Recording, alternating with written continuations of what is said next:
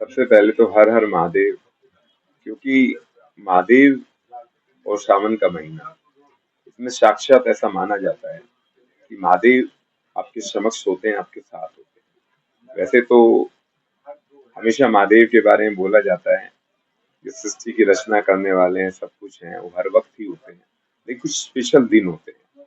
जब भी सावन का जो सोमवार का दिन होता है, वो आपकी जिंदगी में एक अलग तरीके से एक तरंग उमंग लेकर आता है। और उसमें माना जाता है कि शिव भगवान महादेव आपके साथ साक्षात आपके साथ चल रहे होते हैं। जैसा कि हम जब भी कभी माँ का कोई जागरण करते हैं, खाटू श्याम जी का कोई भी हम जागरण करते हैं, तो कभी भी जब आप जागरण करते हैं तो आपको हमेशा उनका वाहन दिखेगा या वो साक्षात दिखेंगे। और ये महाकलयुग में हमेशा बोला भी गया है कि हानि का सहारा यदि कोई है तो वो खाटू बाबा है।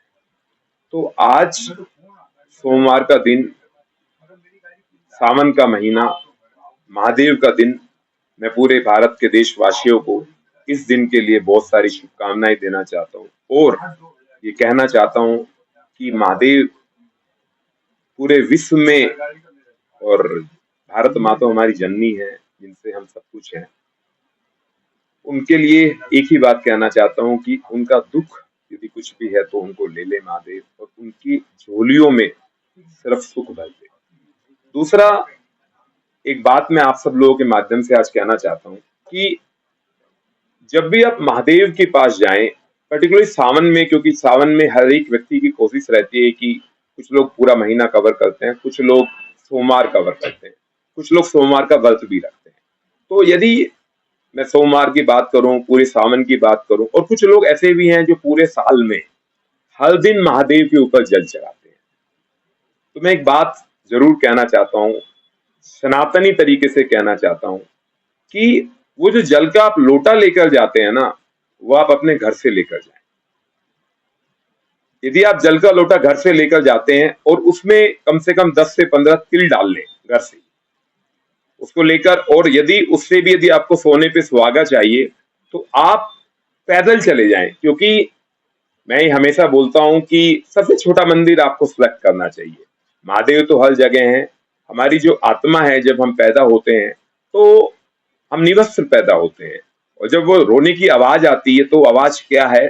सिर्फ आत्मा का प्रवेश हमारे शरीर में। और जब कोई आदमी का देवलोक में गमन होता है तो वहां आत्मा परमात्मा में विलीन हो जाती है। ये क्योंकि ये तो किराए का शरीर है।